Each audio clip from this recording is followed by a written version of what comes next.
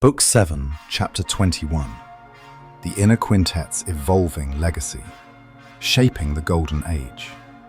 Heaven's Gate, once the secret command hub of humanity's desperate gamble, now shone as the radiant heart of a burgeoning Golden Age.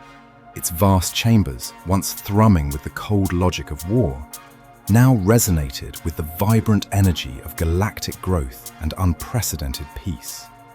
The Inner Quintet, architects of deception and deliverers of salvation, had fully embraced their evolving legacy, from leaders of a hidden war to the quiet stewards of a cosmic renaissance. Jian Li, her presence as commanding and unwavering as ever, often found solace in the panoramic observation lounge, a hidden alcove overlooking the sprawling, thriving galactic systems. She watched new, vibrant settlements bloom on terraformed worlds. Vast interstellar transit gates hum with peaceful traffic, and fleets of exploration vessels, the repurposed Angel and Devil fleets, venture into the farthest reaches of the unknown. Her satisfaction was profound, yet it remained a quiet, guarded emotion. The eradication of the entropy wave and the emergence of the Scar of Oblivion, Chapter 176, had burdened her with a new, heavier responsibility: cosmic engineering. She was now balancing the logistical demands of a galaxy in expansion with the intricate, subtle task of maintaining the fundamental integrity of reality itself. The analysis is conclusive, Admiral. Dr. Aris Thorne's projection materialized softly, his voice echoing from the chrysalis labs. His face was still gaunt, but his eyes glowed with an almost terrifying intellectual fire. He presented data on the Scar of Oblivion's peculiar properties, its anti-gravitational fields, and the subtle, sympathetic energy fluctuations observed in distant stellar nurseries. The universe is not merely recovering, it is recalibrating. Our intervention, however necessary, has established a new cosmic baseline. Our role as stewards is not passive observation, but active monitoring and potentially subtle intervention to maintain balance. Thorne was consumed by this new frontier of physics, already theorizing about other impartial imperatives that might exist, demanding humanity's new, expanded vigilance. Ambassador Valerius, the master of galactic diplomacy, was now the chief architect of interspecies unity. He led unprecedented cultural exchange programs, where Xylos philosophers debated with draconian artists, and Thakar merchants collaborated with human engineers on pan-galactic infrastructure. His charisma, once wielded to lull aliens into complacency, now effortlessly established galactic legal precedents and fostered genuine cooperation.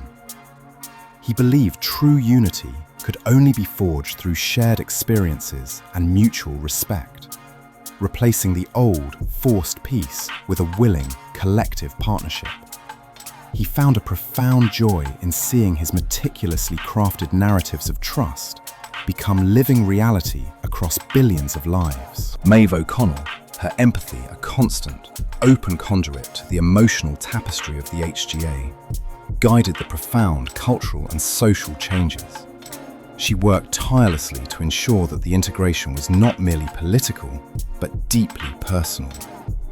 She oversaw programs designed to bridge the lingering resentment of human colonists, as seen in Chapter 165, and the ancestral prejudices of alien species. Her focus was on fostering a collective consciousness that celebrated diversity while embracing a shared galactic destiny.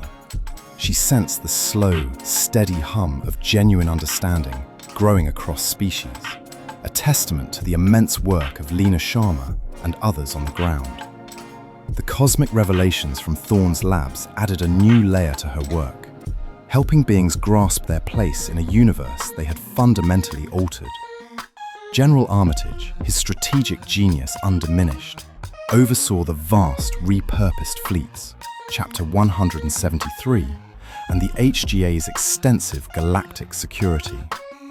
His tactical mind, once focused on anticipating enemy maneuvers, now managed the precise deployment of Angel Fleet vessels for disaster relief, deep space construction, and ensuring stability in newly explored territories.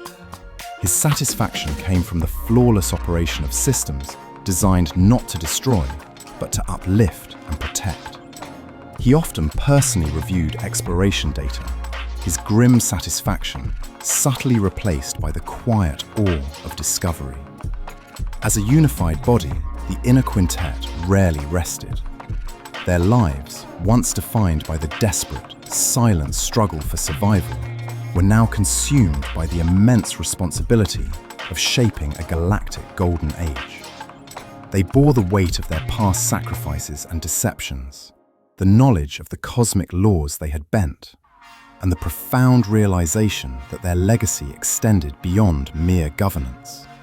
They were the quiet custodians of reality itself. They had dreamed of a safe future for humanity. They had delivered a golden age for the entire cosmos. And as the stars outside Heaven's Gate shone with unwavering peace, they continued their vigilant watch, guiding the galaxy into an unknown, boundless future. Book 7, Chapter 22, The Dauntless Dawn's Next Discovery, a new cosmic enigma. Far beyond the newly expanded boundaries of the human galactic authority, where the stars thinned into a mere dusting against the velvet black, the dauntless dawn cut a silent path. This was the true frontier, a realm of pure, unfettered scientific inquiry. Commander Jian Li, his ancestors' tactical brilliance now wholly dedicated to charting the unknown, felt the familiar hum of the Nexus drive, a constant companion in the vast emptiness. He lived for this, the thrill of discovery, unburdened by conflict. Commander, the ship's lead astrogation officer announced, his voice hushed with awe. Passive scans are picking up an anomaly, not a stellar nursery, not a nebula. It's a structure, gigantic, beyond all known scale. The primary viewport, usually a window to an endless, silent void, shimmered. Holographic overlays brought the anomaly into terrifying focus. It was a network of impossibly thin, yet gargantuan crystalline filaments, spanning parsecs. They glowed with an internal, cool blue light, and seemed to weave themselves into intricate, self-repairing patterns. It wasn't a natural formation, nor was it a construct of any known sentient species. It defied every category Archangel possessed. "It's alive," someone whispered on the bridge. "It is," Ilara Vance confirmed, her voice a barely audible murmur. She stood pressed against the viewport, her empathy reaching out into the cold, silent void. The phenomenon wasn't communicating in any conventional sense, but she felt a profound collective consciousness within the crystalline network. It was ancient beyond measure, vast beyond comprehension, and utterly, perfectly alien. Not malevolent, not benevolent, just existing. A profound, intricate intelligence operating on a scale humanity couldn't fathom. Its internal energy signatures are stable, Finn reported, his eyes narrowed in concentration. His unique gift, once a shield against chaos, now acted as an unparalleled sensor for complex order. He perceived the intricate, impossibly strong force fields woven within the crystalline structure, the delicate dance of energy that held it together across light years. They're not just strong, Commander, they're perfect, designed with an efficiency that defies all our current physics models. Jian Li felt a prickle of awe. This was it, the true unknown. "Archangel," he commanded, his voice firm. "Initiate passive observation. Deploy long-range spectrographic probes, but maintain absolute non-interference. Ilara, Finn, establish a sensory perimeter. I want no direct contact, no aggressive scans. We are here to observe, to learn." The probes, tiny motes against the colossal structure, began their slow, cautious approach. As they neared, portions of the crystalline network subtly shifted, light rippling through the filaments, almost as if the structure itself was subtly observing them. It was a reaction, not a threat, but a profound acknowledgement of their presence. The data streaming back to the dauntless dawn was bewildering. The crystalline beings, for they could be nothing else, communicated through complex patterns of light and gravitational distortions, a language of pure cosmic mathematics. Archangel's processors strained, its vast database finding no match, no reference, no way to categorize this entity that transcended biology, technology, and stellar phenomena. Transmission priority, absolute, Archangel, Rian Kale stated, his gaze fixed on the impossible structure. Send everything. This isn't just a discovery, it's a redefinition. The universe is far, far stranger than we could have ever conceived. Back on Earth, in the Chrysalis labs, Dr. Aris Thorne received the fragmented, baffling data. He stared at the impossible stellar patterns, the incomprehensible energy readings, the subtle echoes of a consciousness that defied classification.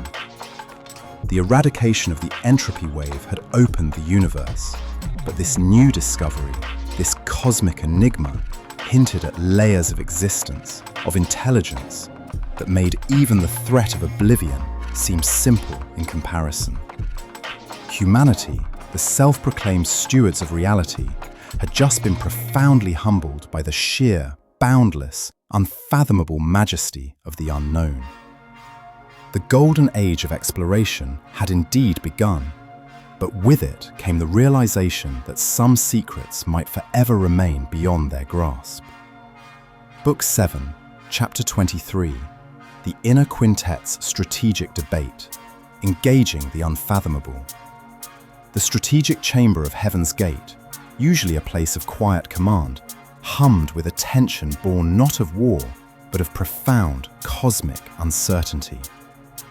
The Inner Quintet sat around the central holographic table, the shimmering image of the dauntless dawn's cosmic enigma dominating the space. It was a vast network of crystalline filaments, glowing with an impossible blue light, pulsating with a consciousness that defied all HGA understanding. Dr. Aris Thorne, his face still showing the strain of deciphering the anomaly, presented his findings. The energy signatures defy classification, Admirals. It generates complex gravitational distortions. Ilara Vance's empathy sensed a collective consciousness, vast and ancient, but entirely other. It reacts to probes, not aggressively, but with what appears to be observation. It is not hostile as the entropy wave was, but it is fundamentally inexplicable. Jian Li, at the head of the table, her gaze fixed on the enigma, began the debate. We have faced cosmic threats and emerged as stewards of reality. This entity presents no immediate threat, yet it challenges our understanding of existence itself. How do we, the human galactic authority, engage with the truly unfathomable? Ambassador Valerius was the first to speak, his voice grave. Extreme caution, Admiral. Every instinct of galactic diplomacy, honed over millennia, screams for passive observation. We have no frame of reference for this intelligence. Our very presence could be a profound disruption. I propose a cosmic code of non-interference, a perimeter of absolute non-engagement, allowing only passive study for centuries, perhaps millennia, until we can even begin to grasp its nature. Rash action could have unforeseen, irreversible consequences.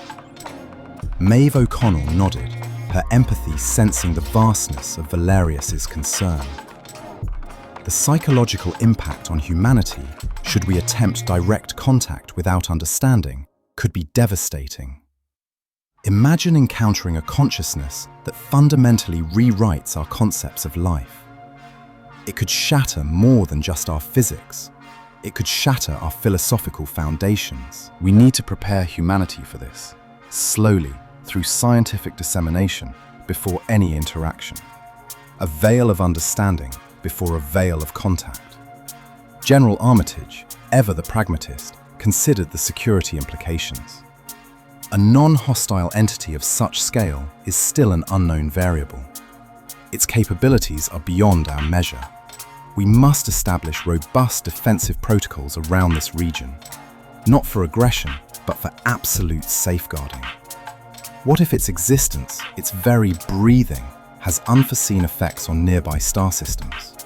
We must be prepared for any eventuality, even if the eventuality is simply a shift in cosmic constants. Jian Li listened, her mind synthesizing the arguments. This was a different kind of challenge from the entropy wave.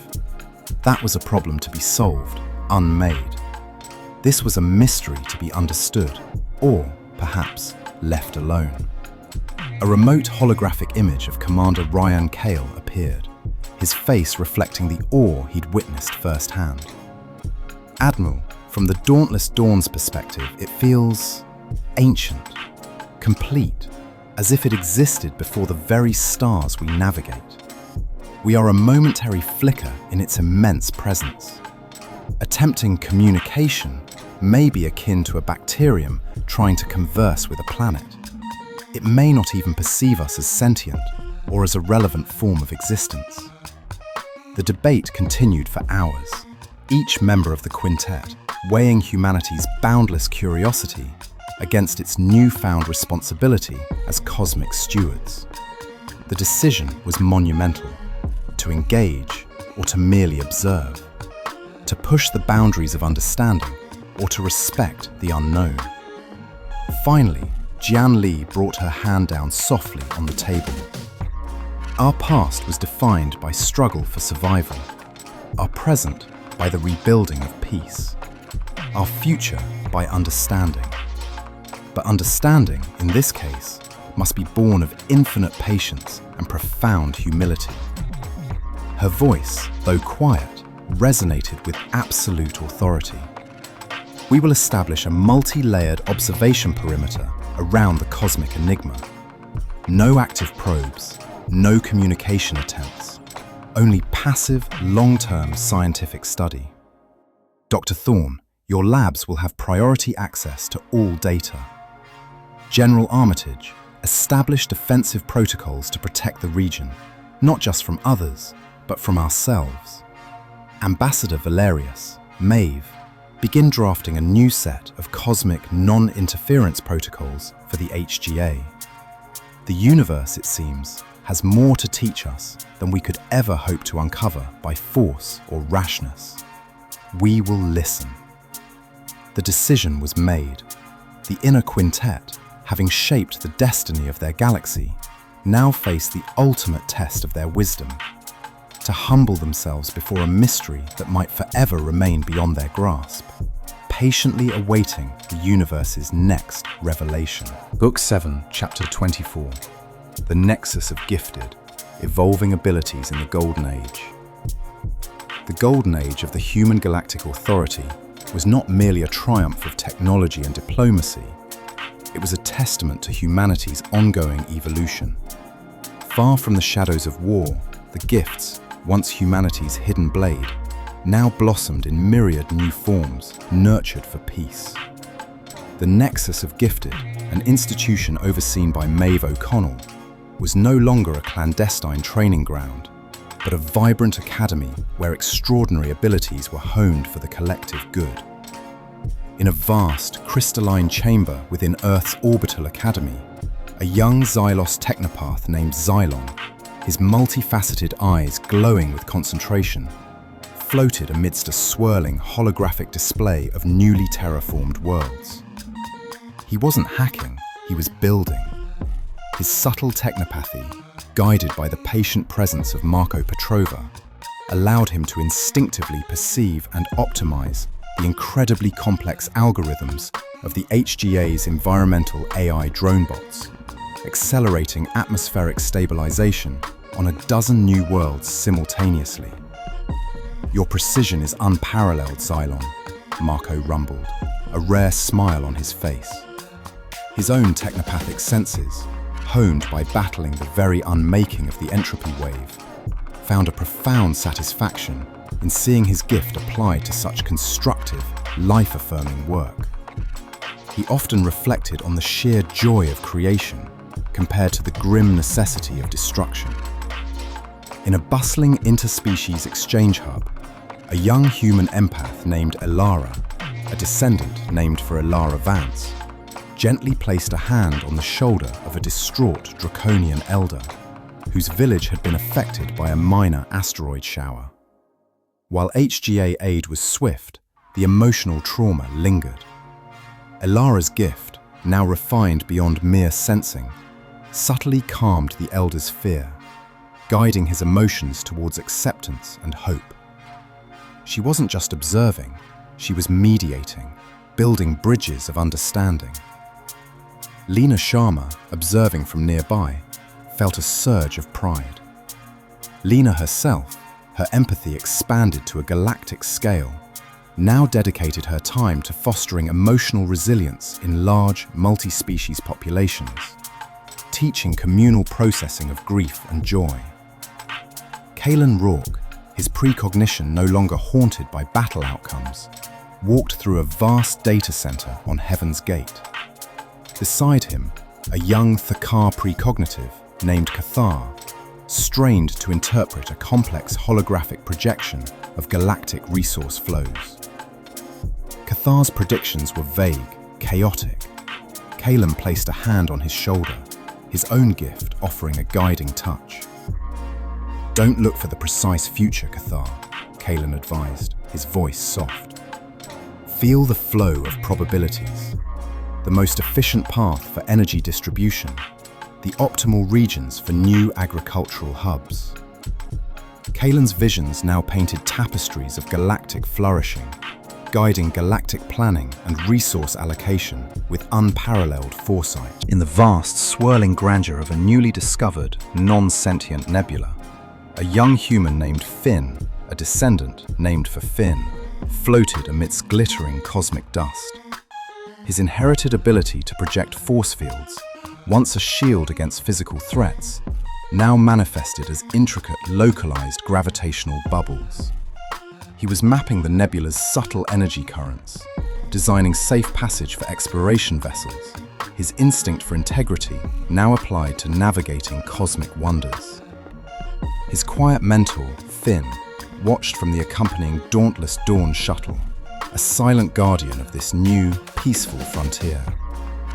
Maeve O'Connell, overseeing the Nexus's development, ensured that the gifted were never isolated, never seen as tools, but as an integral, evolving part of humanity. She championed ethical guidelines, focusing on consent and collective benefit, ensuring that the immense power of the gifts served rather than dominated. She saw the profound changes in the younger generations, less driven by fear, more by curiosity and compassion. The gifts, forged in the crucible of desperation, had found their true purpose in the GoldenAge. They were no longer the terrifying weapons of a hidden war, but the benevolent instruments of humanity's cosmic stewardship. They were a testament to ongoing evolution, a biological and spiritual growth that paralleled the HGA's technological and political advancements. Humanity, forever changed by its past, had unlocked a future where its extraordinary abilities built, healed, and understood, rather than merely fought. The Nexus of Gifted was a living testament to a peace hard won, and a future brilliantly evolving. Book 7, Chapter 25. The Scar's echo deepens, a new cosmic challenge. The vastness of the cosmos, once defined by humanity's war with Oblivion, now stretched with an unnerving, infinite mystery. In the sterile silence of the Chrysalis labs, Dr. Aris Thorne and Marco Petrova continued their relentless study of the Scar of Oblivion. The perfect void left by the entropy wave's unmaking was stable, but its echoes of unmaking chapter 176, were now revealing a third, even more baffling anomaly, far beyond the initial gravitational ripples. "It's not a localized field this time, Doctor," Marco rasped, his technopathic senses pushed to their absolute limit. He pointed to a new holographic projection, a faint, almost imperceptible temporal flicker affecting a cluster of uninhabited star systems billions of light-years from the scar.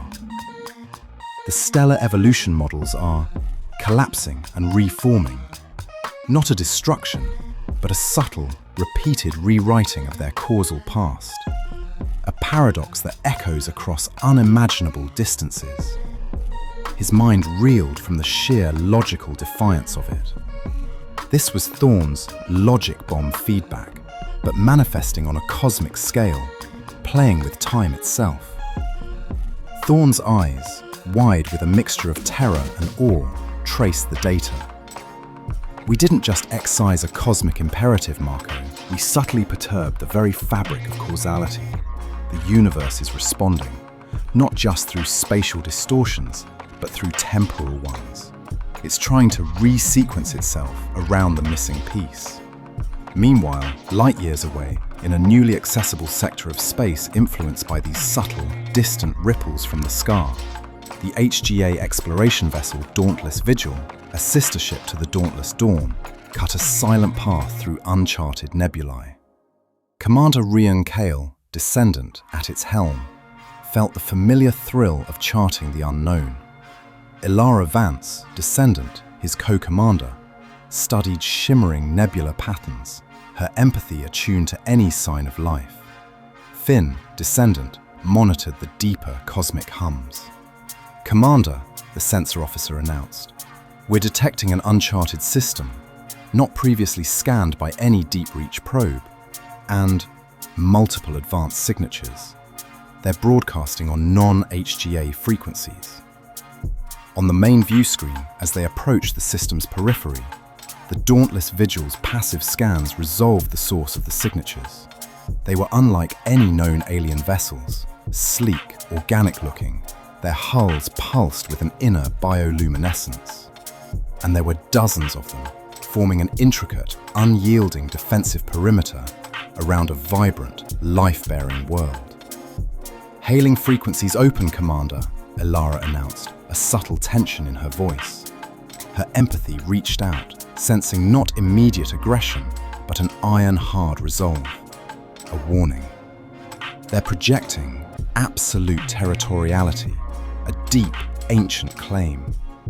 A resonant voice, translated by Archangel into perfect galactic standard, filled the Dauntless Vigil's bridge.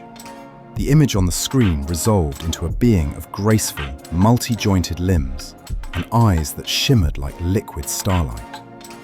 "To the human galactic authority," the voice began, utterly devoid of warmth. "You intrude upon the Veil territories. Your kind and your allies are unknown to us. Know this, our domain is inviolable. You will cease your advance.